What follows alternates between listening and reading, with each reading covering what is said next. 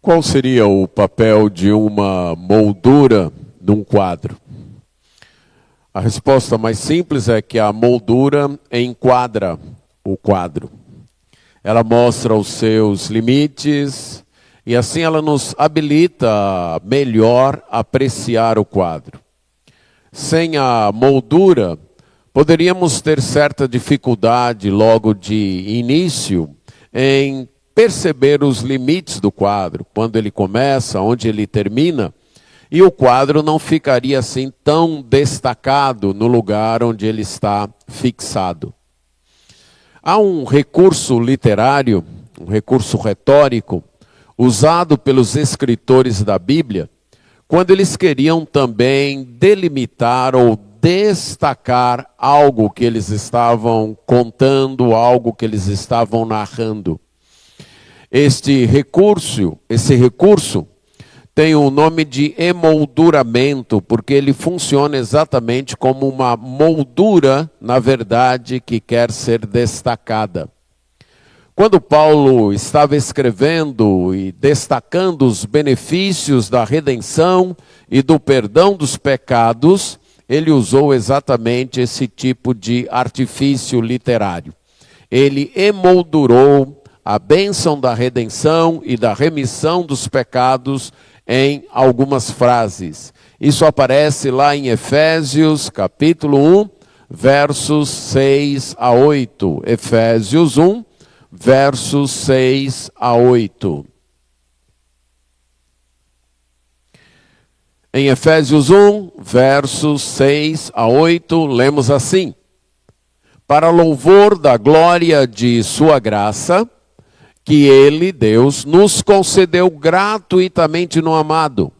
Nele, neste amado Jesus, temos a redenção pelo seu sangue, a remissão dos pecados, segundo a riqueza da sua graça, que Deus derramou abundantemente sobre nós, em toda sabedoria e entendimento. Vamos orar. Senhor nosso Deus, agradecemos por tua palavra.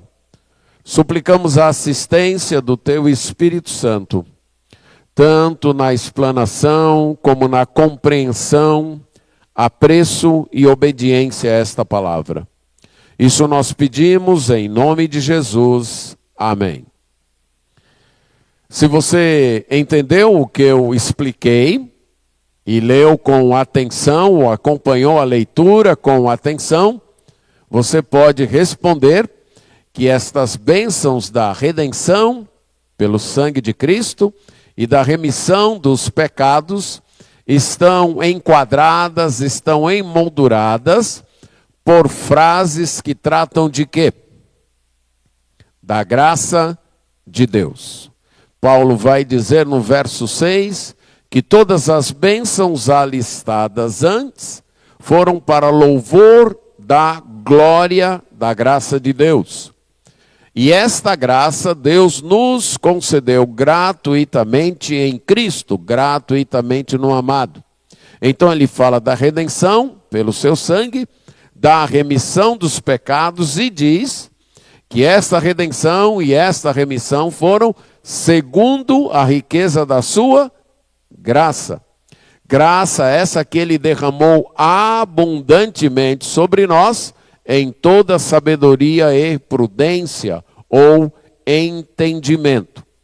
Paulo então destaca que a bênção da redenção, isto é, do preço que foi pago para nos resgatar, para nos libertar do pecado e tudo que envolvia o pecado. Por causa do nosso pecado, nós tínhamos uma culpa diante de Deus, e esta culpa nos trazia uma condenação, estávamos condenados. Por causa do pecado, nós experimentamos uma corrupção em nossa natureza, uma corrupção que acaba por destruir o nosso estilo de vida, os nossos relacionamentos, inclusive destruir a nossa compreensão de nós mesmos e o nosso relacionamento com Deus. e esse pecado então nos domina, se apodera de nós, estávamos aprisionados por ele.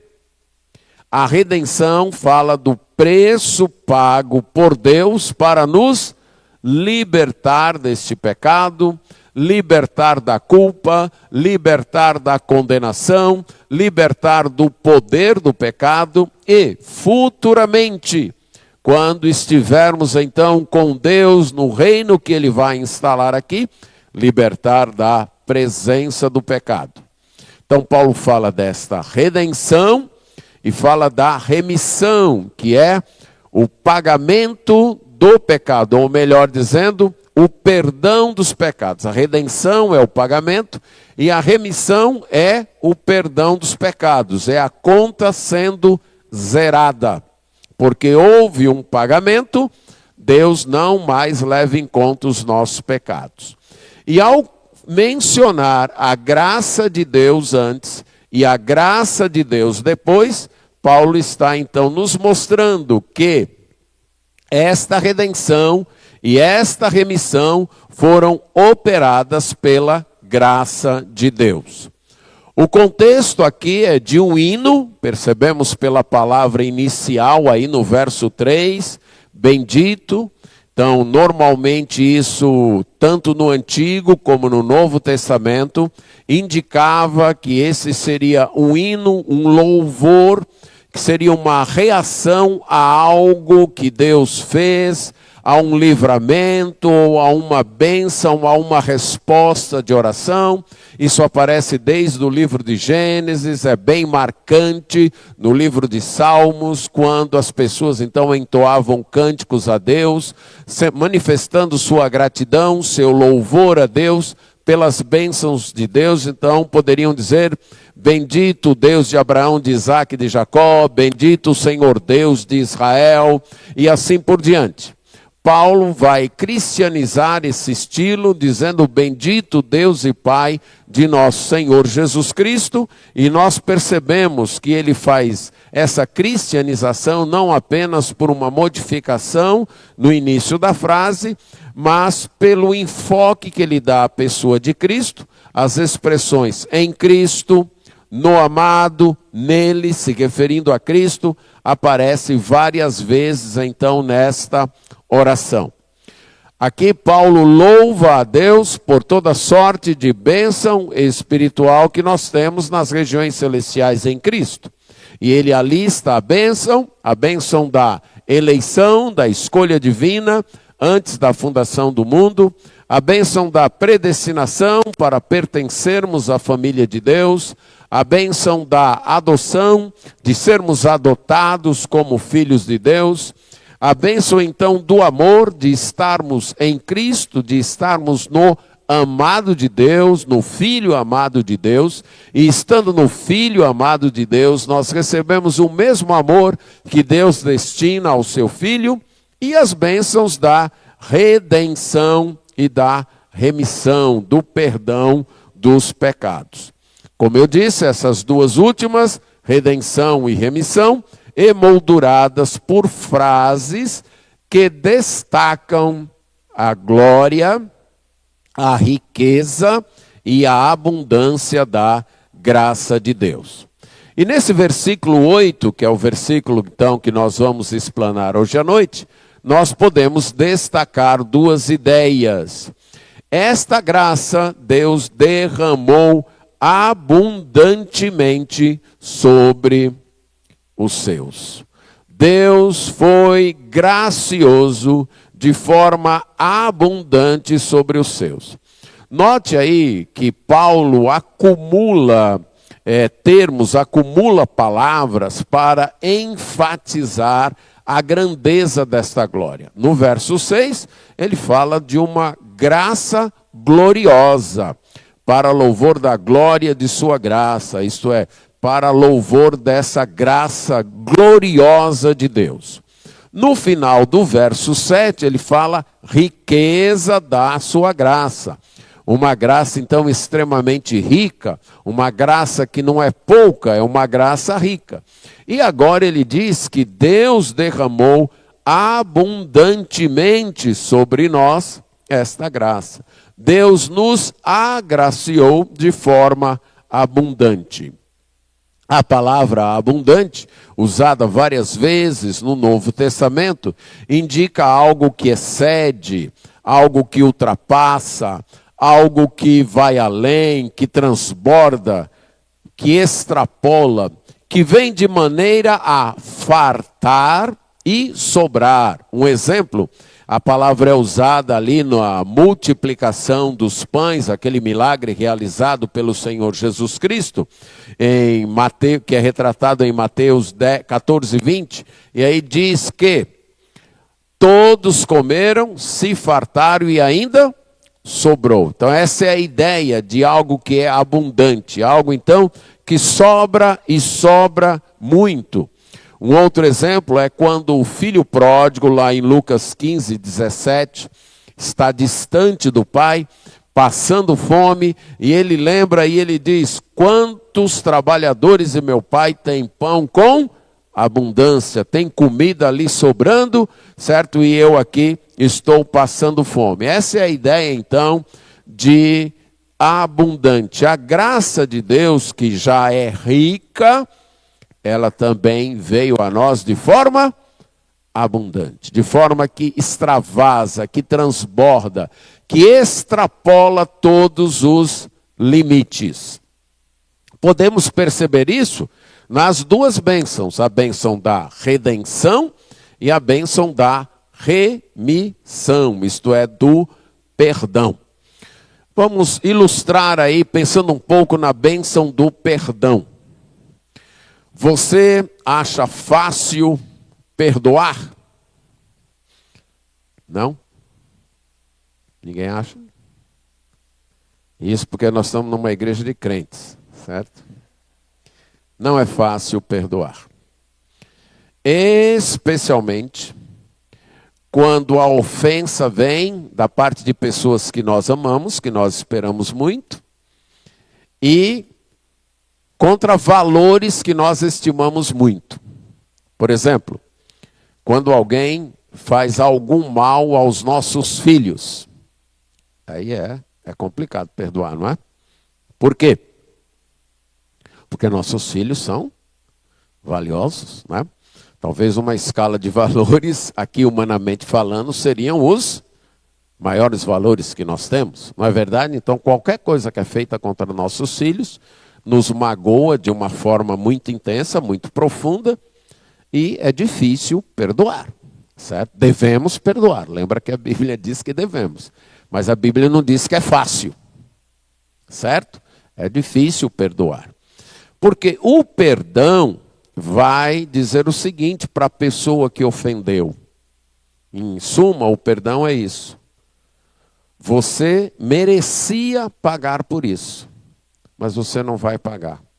Eu vou absorver a ofensa. Em outras palavras, quem vai pagar? Sou eu, certo? Eu vou absorver esta ofensa. E isso não é fácil. Agora, para alguém exercer esse perdão, significa que esta pessoa é extremamente generosa, concorda?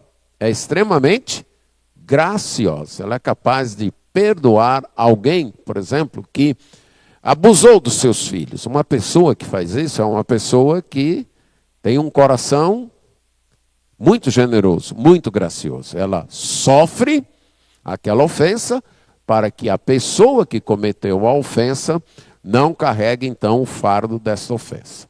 Ok. Agora pense que Deus perdoou quantos dos seus pecados? Hã? Todos. Quantos são todos? Vamos fazer um cálculo rápido aqui que a gente já fez uma vez. Suponha que você cometa 10 pecados por dia. Você acha que a minha conta é pouco, é muito? Eu estou sendo rigoroso, estou sendo generoso. O que você acha, Fernando? 10 pecados por dia. Está razoável? Que razoável. 10 pecados por dia, a gente comete, 10 pecados a gente comete em 5 minutos, se brincar. Quando eu penso em palavras, pensamentos, ações, certo? Mas vamos colocar 10 por dia, para facilitar a conta. 10 pecados por dia, daí 3.650 por ano. Aí como tem domingo e feriado, vamos colocar 4.000 pecados por ano. Multiplica pelos anos que você já viveu. Deus perdoou em Cristo todos. Isso é graça? Isso é graça abundante. É graça que extravasa. É graça que transborda. Não há um pecado seu. Se você é um seguidor de Jesus Cristo, se você já confiou sua vida na pessoa do Senhor Jesus Cristo, acreditando no sacrifício que Ele realizou na cruz, acreditando que aquele sacrifício foi estipulado por Deus exatamente para o perdão dos seus pecados, você já teve todos os seus pecados perdoados. Não há um sequer que não tenha sido perdoado. A quantidade, mas também o preço pago. Qual foi o preço? A vida do Filho amado de Deus. Entenda bem isso. O texto, no verso 6, fala de Jesus como o amado. Nós vimos que quando Jesus esteve na terra, o próprio Deus declarou publicamente: este é o meu Filho amado, em quem a minha alma encontra alegria, em quem eu encontro alegria. Só havia uma maneira de Deus perdoar os nossos pecados. Era este Filho, morrendo na cruz, pagando, sofrendo a condenação que nós merecíamos. Não tinha outra maneira. Ou era isso, ou todos nós estaríamos condenados. Não tinha outro jeito. E, enfatizando, Deus amou, amava e ama esse Filho. E sabendo que a única forma dos nossos pecados serem perdoados, do pecado do seu povo ser perdoado, era esse Filho amado morrendo na cruz, Ele entregou. Isso é graça. É graça que extravasa. É graça abundante. É graça que vai além do que nós imaginamos. Mas há outras manifestações dessa graça. A graça também se demonstra abundante, se demonstra de modo que extravasa na sua capacidade de alcançar muitas pessoas. Veja o livro de Romanos, capítulo 5, verso 15, carta que o apóstolo Paulo escreve aos irmãos na cidade de Roma. E então, quando ele está fazendo uma comparação e um contraste entre o pecado de Adão e a obra do Senhor Jesus Cristo, ele diz assim no verso 15: mas o dom gratuito não é como a ofensa. Porque se muitos morreram pela ofensa de um só, muito mais a graça de Deus e o dom pela graça de um só homem, Jesus Cristo, foram abundantes sobre muito. O fato, então, de este sacrifício de Cristo, essa obra de Cristo, alcançar uma multidão, alcançar milhões ou bilhões de pessoas, como nós podemos perceber no relato do livro de Apocalipse, capítulo 7, que fala de uma multidão glorificando a Deus por causa da salvação realizada em Cristo. Então, o fato desta graça alcançar, transformar, livrar da condenação e da culpa esse tanto de gente, esses bilhões de pessoas, demonstra que esta graça é abundante. Não apenas pelo número de pecados nossos que ela perdoou todos, não apenas pelo preço, pelo custo que foi para Deus administrar, doar este perdão, mas pelo tanto de pessoas alcançadas. Essa graça evidencia que ela é abundante. Mas mais um outro exemplo de como a graça de Deus se demonstra abundante, nós podemos ver em 2 Coríntios, capítulo 9, versos 8 a 10. 2 Coríntios, capítulo 9, versos 8 a 10. Nessa carta, ou nessa parte da carta, da segunda carta aos Coríntios, o apóstolo Paulo está desafiando, estimulando aqueles irmãos da igreja de Corinto a colaborarem com uma oferta que ele estava levantando para os irmãos mais necessitados lá da igreja em Jerusalém.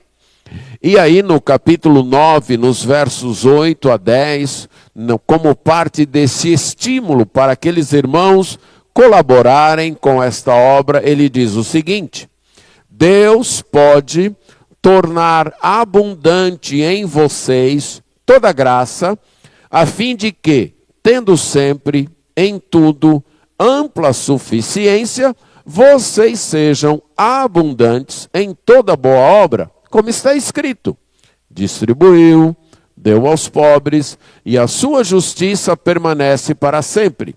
E Deus, que dá semente ao que semeia, e pão para o alimento, também suprirá e aumentará as sementes e multiplicará os frutos da justiça de vocês.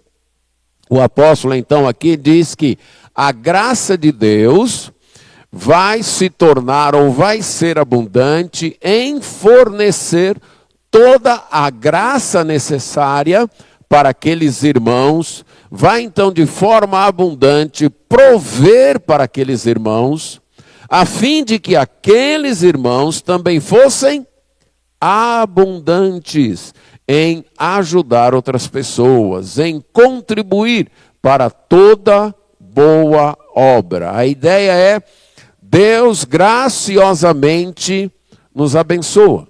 Deus graciosamente faz com que as suas bênçãos sejam abundantes sobre nós.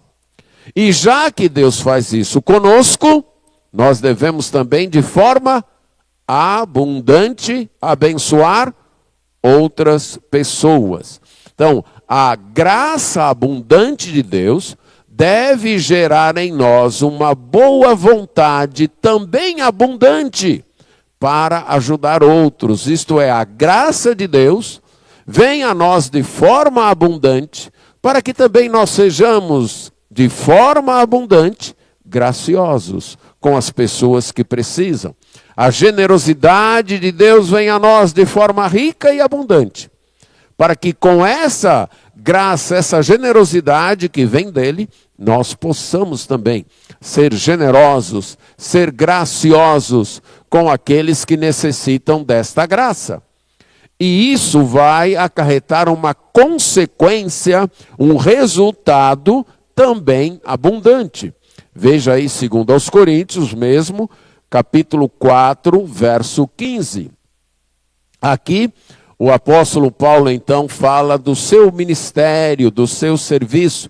E nessa parte da carta ele está mencionando como esse ministério tem sido sofrido ou tem sido desgastante para ele.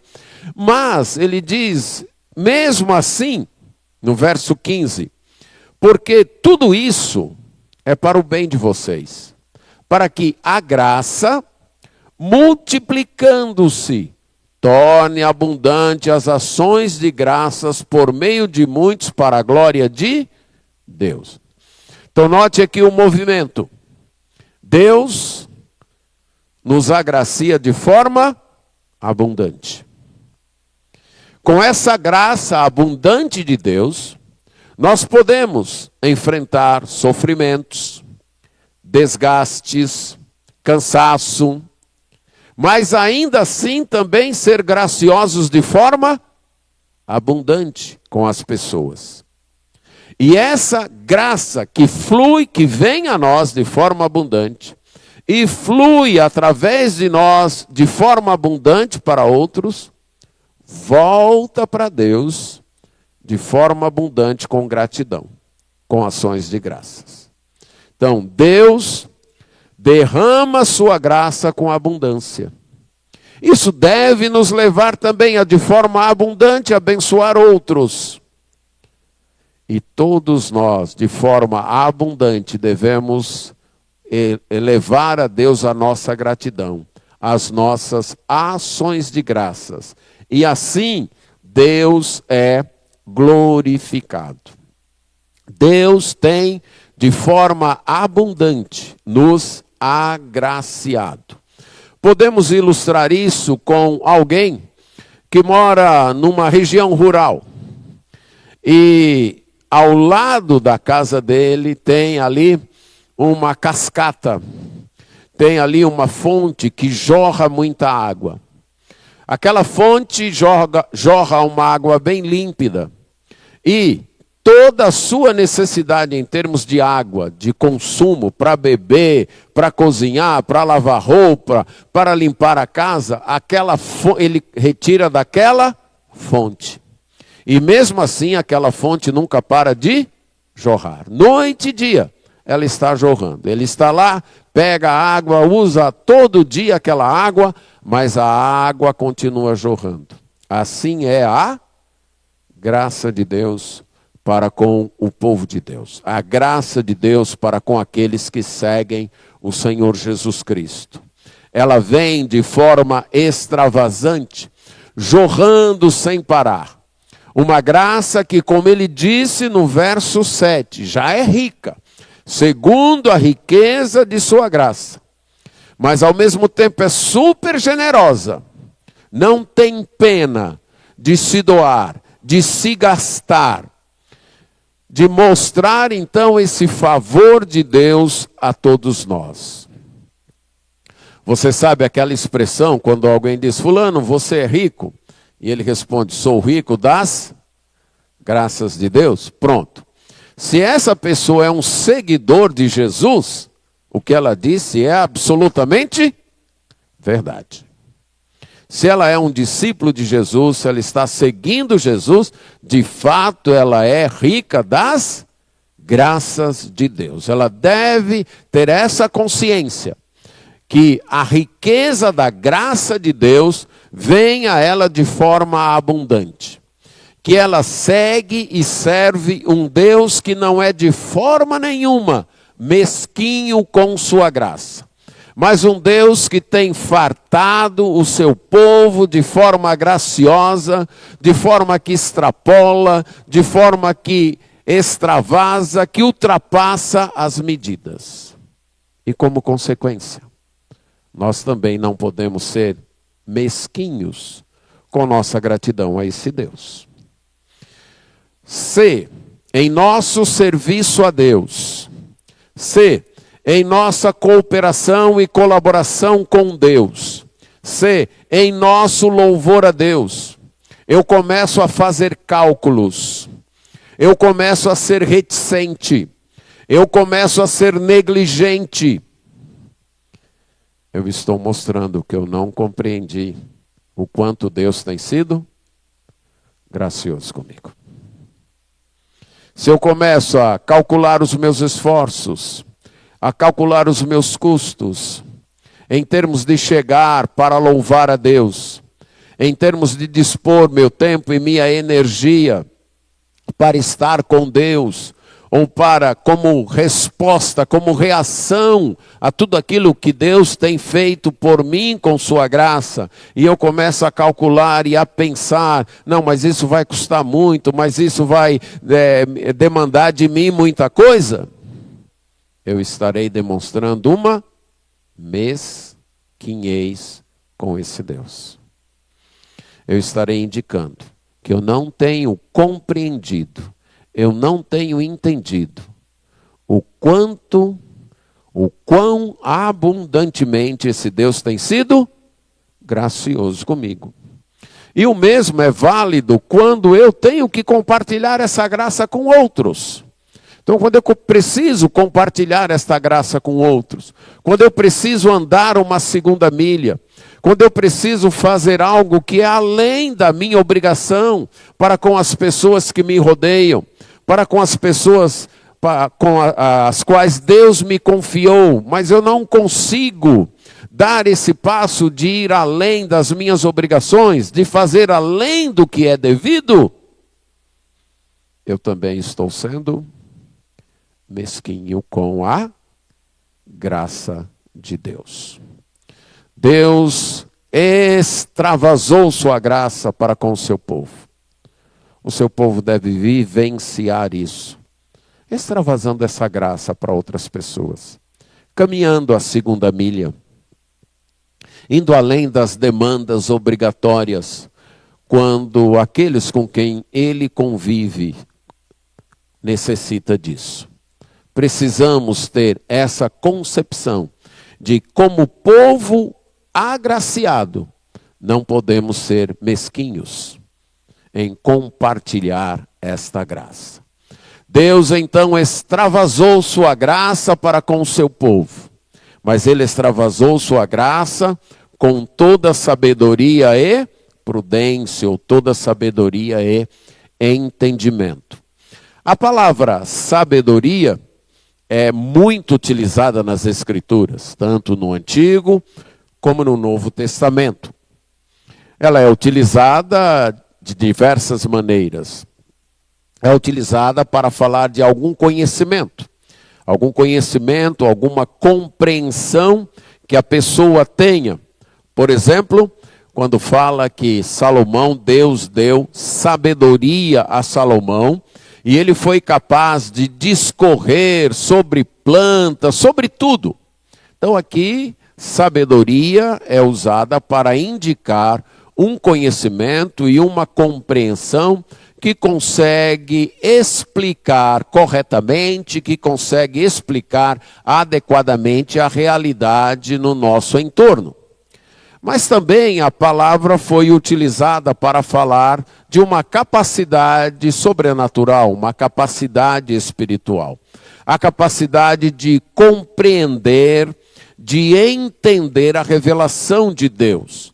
Por exemplo, em Mateus 13:54, fala da admiração das pessoas diante da sabedoria que o Senhor Jesus tinha. E esta sabedoria que o Senhor Jesus tinha era vista na comunicação que ele fazia da palavra de Deus. Então, sabedoria também foi utilizada para se referir a este conhecimento da revelação de Deus, a essa compreensão daquilo que Deus tem revelado ao seu povo. Vai além então dessa compreensão natural daquilo que está no nosso entorno, da realidade visível, da realidade tangível, dessa realidade que pode ser aferida cientificamente, empiricamente, para esta realidade espiritual da revelação de Deus. E sabedoria também foi usada no sentido de indicar a capacidade de vivenciar corretamente esse conhecimento. Não apenas de ter, de compreender, de saber explicar, mas de vivenciar corretamente esse conhecimento sobrenatural. Por exemplo, em Lucas 21:15, o Senhor Jesus Cristo, avisando para os seus discípulos que eles enfrentariam perseguições, que eles seriam presos, que eles seriam levados aos tribunais, às autoridades, Jesus disse: mas não se preocupem, Deus vai dar sabedoria a vocês, para vocês saberem como responder, como reagir a estas situações. E um exemplo bem patente disso aparece lá em Atos, capítulo 6, verso 10, com Estevão. Quando então ele estava debatendo com os oponentes, diz que ninguém conseguia fazer frente à sua sabedoria. Então, sabedoria aqui como a capacidade não apenas de conhecer, de compreender, mas de articular bem esse conhecimento que vem de Deus. Mas a palavra sabedoria foi usada para o Evangelho, para indicar o Evangelho. E eu creio que quando Paulo fala aqui de sabedoria e entendimento, ou sabedoria e prudência, ele está exatamente se referindo ao Evangelho. Por quê? Porque no verso anterior ele falou de dois temas bem claros dentro do Evangelho: a redenção e a remissão dos pecados, a redenção pelo sangue de Cristo, pela morte de Cristo, e isto é evangelho. E no próximo verso, verso 9, ele vai falar que Deus nos revelou o mistério da sua vontade, segundo o seu propósito que ele apresentou em Cristo. Então, quando Paulo fala aqui de Deus nos agraciou de forma abundante em toda sabedoria e entendimento, ou inteligência, ou prudência, ele está se referindo que Deus nos agraciou de forma abundante, revelando o seu evangelho a nós. Vamos observar algumas referências que indicam, que usam, melhor dizendo, a palavra sabedoria como designação do evangelho. 1 Coríntios, capítulo 1, versos 22 a 24. O apóstolo Paulo está, em certo sentido, fazendo uma defesa diante da igreja de Corinto, e ele está então dizendo por que ali na igreja de Corinto ele não pregou com muita sabedoria humana, com muita eloquência humana. Por que ele não fez isso? E ele disse que ele não fez isso porque ele queria que a fé daqueles irmãos fosse sustentada pelo evangelho e não por sua capacidade de oratória e não por sua eloquência. E nos versos 22 a 24 ele diz o seguinte: porque os judeus pedem sinais, isto é, os judeus querem ver algum sinal poderoso, algum milagre para poder crer. E os gregos, isso é, os que não são judeus, buscam sabedoria. Eles querem uma argumentação eloquente, uma argumentação, então, que possa convencê-los. Mas ele diz, mas nós pregamos o Cristo crucificado. É isso que nós pregamos. Que o Messias prometido veio e morreu numa cruz. É isso que nós anunciamos. E essa mensagem é escândalo para os judeus. Eles não conseguem aceitar que o Messias, o escolhido de Deus, foi parar numa cruz, sofreu a maldição de uma cruz, e é loucura para os gregos. Os gregos acham como é, vocês seguem um rei que morreu numa cruz? Que absurdo é isso. Mas aí Paulo vai dizer no verso 24, mas para os que foram chamados, tanto judeus como gregos, Cristo é o poder de Deus e a sabedoria de Deus. Então Paulo está dizendo, essa é a sabedoria de Deus. Que em Cristo, Deus visitou a sua criação arruinada pelo pecado. Em Cristo, Deus pagou a penalidade do pecado dessa criação exatamente com a morte de Cristo na cruz. Esse é o plano de Deus. Que as pessoas por si mesmas são incapazes de entender. Que o modo de Deus atuar para restaurar sua criação, para libertar sua criação do domínio do pecado, é através do envio do seu Filho, que se fez homem, se fez gente. Não um homem superpoderoso, que venceu os inimigos com a força do seu braço. Não. Um homem que viveu aqui como uma pessoa fraca e terminou morrendo numa cruz, porque esse era o plano de Deus. Paulo diz, esta é a sabedoria de Deus. É assim que Deus mostra a sua sabedoria. A sabedoria de Deus é Cristo. E algo que no verso 30 aqui do capítulo 1, ele vai dizer, vocês são dele, de Deus. São dele em Cristo. O qual, Cristo, se tornou para nós, da parte de Deus, o quê? Sabedoria, justiça, santificação e redenção. Em Cristo. Exatamente porque ele veio de forma frágil. O Criador de tudo se torna um bebê que precisa ser cuidado, precisa ser alimentado, que aprende a falar, que tem que aprender a andar, que tem que aprender as coisas da vida, que tem que inclusive aprender a palavra, que era a palavra dele.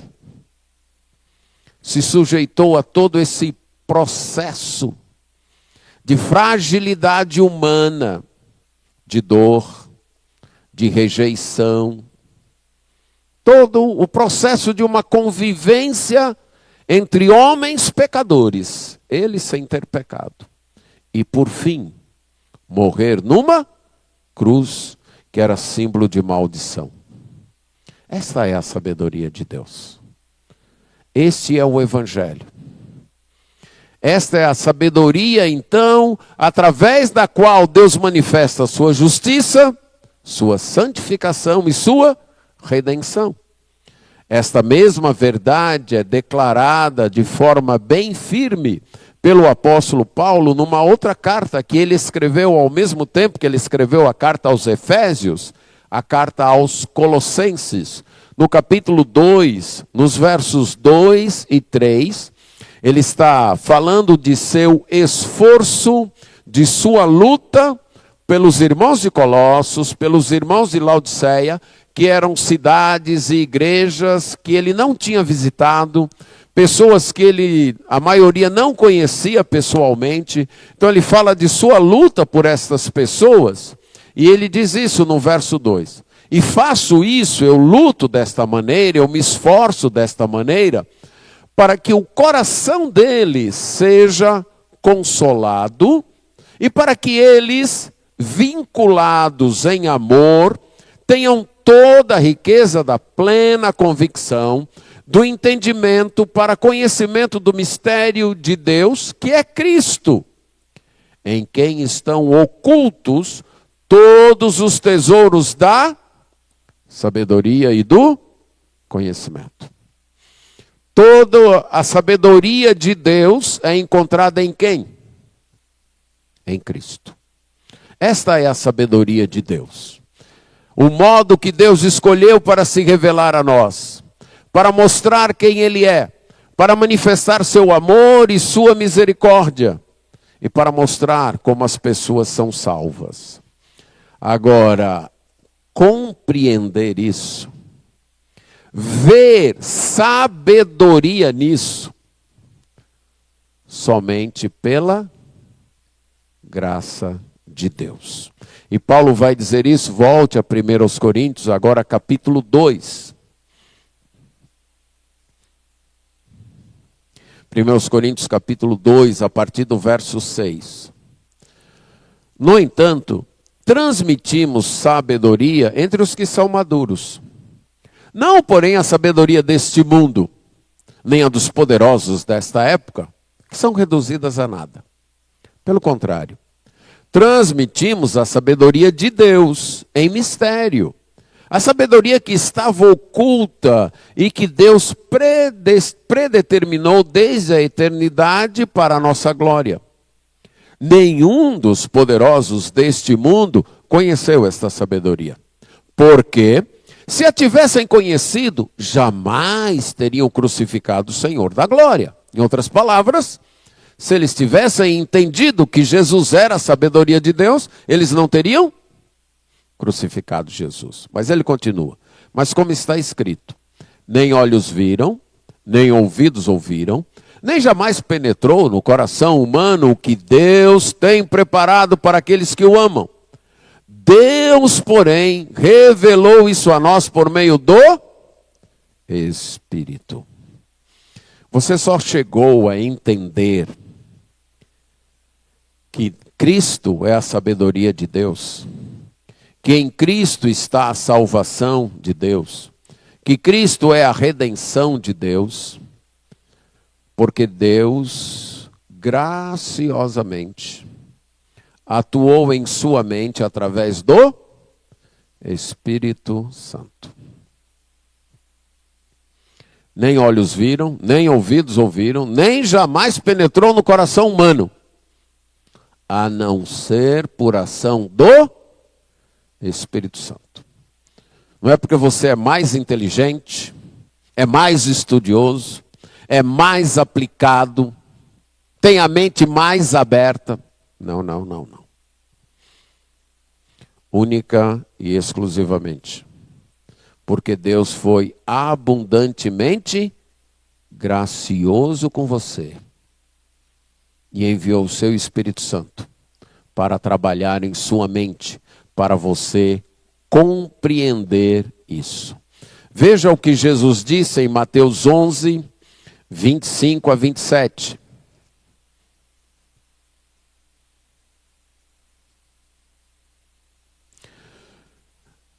Diz que Jesus exclamou: graças te dou, ó Pai, Senhor do céu e da terra, porque escondeste estas coisas dos sábios e entendidos, e as revelastes aos pequeninos. Sim, ó Pai, porque assim foi do teu agrado. Tudo me foi entregue por meu Pai. Ninguém conhece o Filho a não ser o Pai. E ninguém conhece o Pai a não ser o Filho, e aquele a quem o Filho quiser revelar. Essa é a sabedoria de Deus manifestada em Cristo e que chega ao nosso entendimento, porque Deus foi abundantemente gracioso conosco. O apóstolo Paulo usa uma outra palavra em toda sabedoria e prudência, ou toda sabedoria e entendimento. Essa palavra prudência, ou entendimento, ou inteligência, aparece com as mesmas ideias da palavra sabedoria. Se você já leu o livro de Provérbios com atenção, você vai ver várias vezes que fala que Deus criou o mundo com sabedoria e os céus com inteligência. Que Deus é quem doa a sabedoria e quem dá a inteligência. Então as duas palavras têm um campo de significados semelhante. E quando usadas juntas, como aqui, no texto que nós lemos lá de Mateus 11, no texto que fala que Deus deu sabedoria e inteligência a Salomão, está sendo utilizado pelos escritores da Bíblia uma figura de linguagem chamada endíades, que é o uso de duas palavras para comunicar uma ideia. Isso tem também em nossa língua. Fulano tem bens e dinheiro. Eu uso duas palavras para dizer que fulano é rico. Fulano tem riqueza. Certo? Então é um uso comum e na Bíblia aparece muitas vezes, certo? Graça e fidelidade, no caso aqui, sabedoria e inteligência. A pessoa então usa a segunda para reforçar a ideia. Então o que Paulo está dizendo aqui, que Deus foi gracioso conosco de forma abundante em toda sabedoria e entendimento, quer dizer, Deus foi graciosamente abundante conosco em nos dar conhecimento do Evangelho. Foi isso. Aí talvez você pergunte, e por que ele não disse isso numa só palavra? Lembre-se que esse texto é uma poesia, é um cântico. E uma das características da liturgia é a repetição com palavras diferentes, é a redundância, exatamente para dar ênfase, para ajudar a fixar. Tanto é que lendo o livro de Provérbios, como eu disse, é onde você vai ver com mais assiduidade a repetição destas palavras. Então Paulo está dizendo o seguinte, que Deus, por causa de sua abundante graça, permitiu que você conhecesse, compreendesse e cresce no Evangelho. Pense um pouco no tanto de pessoas que você conhece e que não seguem a Cristo. Pense aí no seu universo de gente que você conhece, mas que estas pessoas ou não conhecem o Evangelho, ou já ouviram, mas não entenderam, ou ouviram, entenderam e não creram. Pensou aí? Imaginou? Nesse grupo de pessoas, tem gente melhor do que você? Gente em termos de caráter assim, que você diz, rapaz, fulano tem um caráter fantástico, eu admiro. Fulano é altamente honesto, faz tudo correto. Tem? Tem. Tem gente com um passado melhor do que o seu? Tem? Tem. Tem gente mais inteligente que você? Tem. Com mais talento do que você? Tem. Então, por que você? Entendeu? Só estou pensando no universo de pessoas que nós conhecemos. Tem gente melhor do que a gente. Com um caráter que a gente ficaria com inveja. De fidelidade, de honestidade, de honrar os compromissos. Rapaz, tem gente que tem um passado bem melhor. Não faria tanta vergonha como se o meu passado fosse exposto. Tem gente mais inteligente. Tem gente mais talentosa. Por que eu? Por que não eles? Por que eu? Só existe uma resposta. A abundante graça de Deus. Pronto. Não busque razões em você. Não busque razões em seu coração. Não busque razões em seu passado. Não busque razões em seu futuro. Não, mas é que Deus via que se eu ouvisse, eu ia crer, e aí eu ia me tornar uma pessoa melhor até do que aquela. Não, não é isso não. Só há uma explicação. A abundante graça de Deus. Você não é a melhor pessoa do mundo. Nem você nem eu somos as melhores, até no círculo que nós convivemos, como eu pedi para vocês pensarem isso aqui. No entanto, o Evangelho chegou até você. Você compreendeu. Você creu e está seguindo. Sabe por quê? Por causa da abundante graça de Deus. É a resposta. Não tente articular outra resposta, não existe. Pense em tudo que custou para que você ouvisse o Evangelho. Você ouviu o Evangelho? Talvez várias vezes, não ouviu? Alguém pregou, veio outro falou, veio um e deu folheto, veio outro e convidou você para a igreja. Um bocado de gente. Estas pessoas falaram do Evangelho para você porque elas também ouviram. E ouviram de alguém que ouviu de alguém. E assim vai. Quem preparou essa história, a sua história, de modo que você ouvisse o Evangelho? A abundante graça de Deus. Quem fez com que, num determinado momento, que talvez você já tenha escutado e não feito nem caso, estão aí falando isso, estão falando isso. Mas aí você parou, deixa eu pensar sobre isso. E você pensou e entendeu. Rapaz, faz sentido. Faz sentido isso. Por quê? A abundante graça de Deus. Mas só isso não é suficiente. Você ouviu, você entendeu, e você disse, eu não posso viver sem isso. Eu tenho que seguir este Jesus. Eu tenho que aceitar este Evangelho. Aqui já é um passo da vontade, não é só da mente, da compreensão, mas é um passo da decisão. Quem fez isso?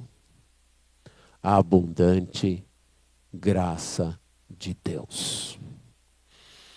Quem fez com que as pessoas que estiveram pregando para você, orando por você, não desistissem de você? Então eu penso na minha adolescência, os meus pais, né, eu querendo, deixa eu viver minha vida. E eles dizendo, não vai não. Você vai ficar aqui. Por que isso?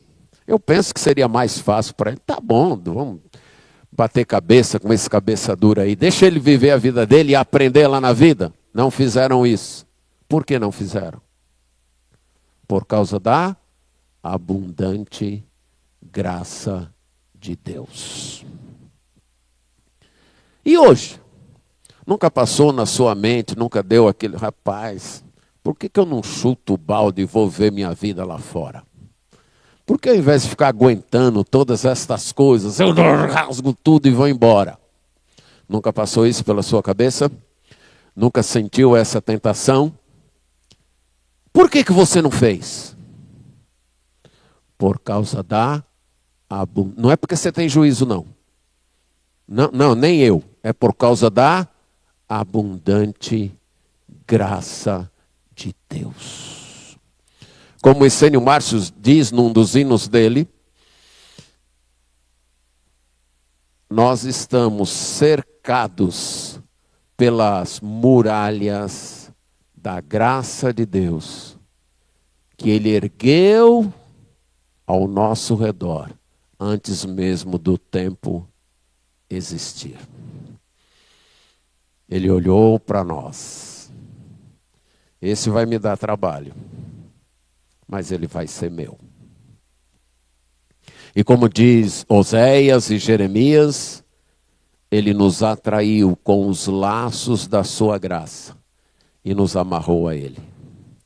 De modo que nós não deixamos de seguir, não é porque nós somos fortes, não é porque nós somos íntegros, nós não deixamos de seguir a Cristo, por causa da abundante graça de Deus.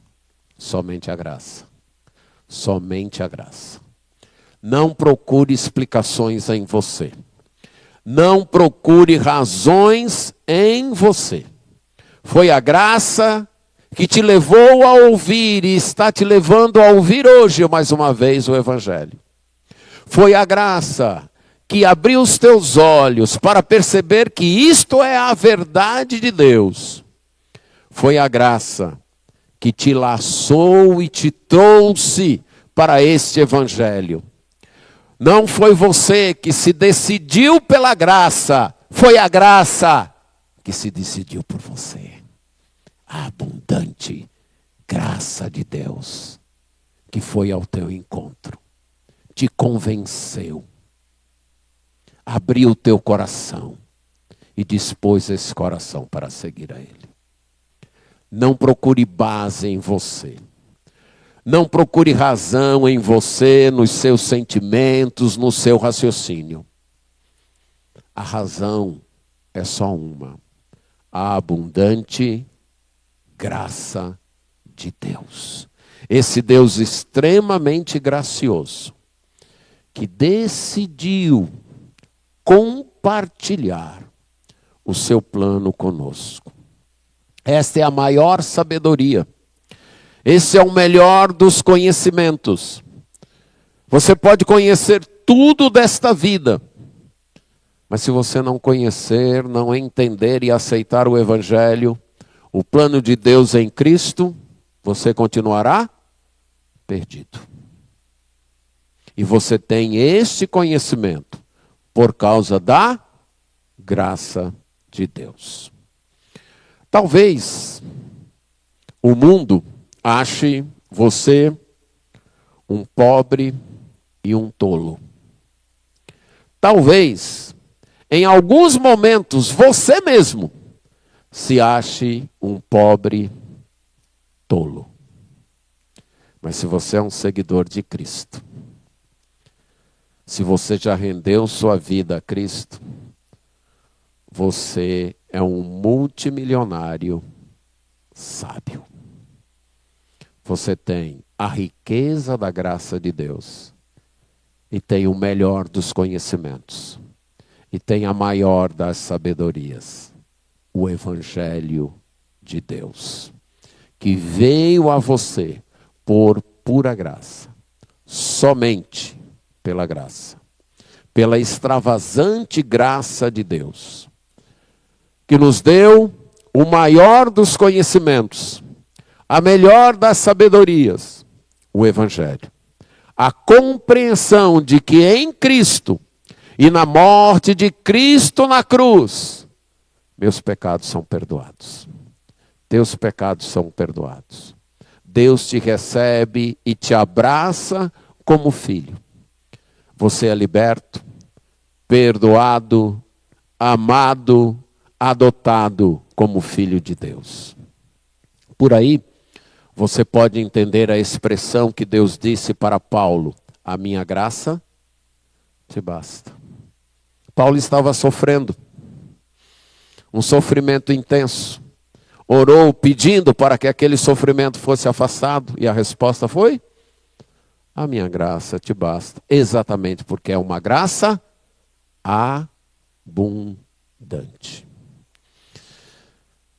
Se você não se sente amado, amada, se sente rejeitado, rejeitada, as pessoas que deviam te amar, te acolher, te receber, talvez na tua mente falharam em relação a isso, e você vive uma vida medicante de amor, ou uma vida que aceita qualquer coisa por algumas migalhas de carinho e de afeto, porque se sente vazio ou vazia disso. Talvez isso se demonstre numa desconfiança, num certo abuso para com as pessoas, numa vida extremamente desconfiada e insegura, porque você nunca experimentou amor, generosidade verdadeira. Talvez foi traído, traída por aqueles que deviam lhe amar. A solução está aqui. Na abundante graça de Deus. Em você compreender, aceitar que em Cristo você é infinitamente amado, infinitamente amada. Há uma cascata de graça jorrando diariamente, continuamente na tua vida. Você não precisa viver amaldiçoando a vida. Você não precisa viver se queixando de quem não te deu amor. Você não precisa viver lamentando o fato de pessoas que deviam ter te amado, não terem te amado como deveriam, como você acha que deveria. Você não precisa viver se sujeitando a mendigar amor de ninguém. Você tem amor. Você tem amor abundante. Você tem uma graça que se derrama a você com o amor de Deus. Você não precisa justificar sua falta de amor, sua falta de empatia para com os outros. É porque eu não tive isso. Eu não aprendi a amar. Eu não fui amado como deveria. Você não precisa disso. Você pode amar. Não porque você foi amado por alguém nesta vida, necessariamente. Mas porque você é amado de forma abundante por Deus. Isso acaba com nossas desculpas para mesquinhez em suportar o nosso próximo. Mesquinhez em perdoar os nossos próximos. Mesquinhez em poder tolerar os nossos próximos. Não precisamos disso. Porque há um Deus que não é mesquinho conosco. Há um Deus que generosamente veio a nós com graça abundante na pessoa do Senhor Jesus Cristo. Só há uma resposta possível. Bendito seja Deus. Amém.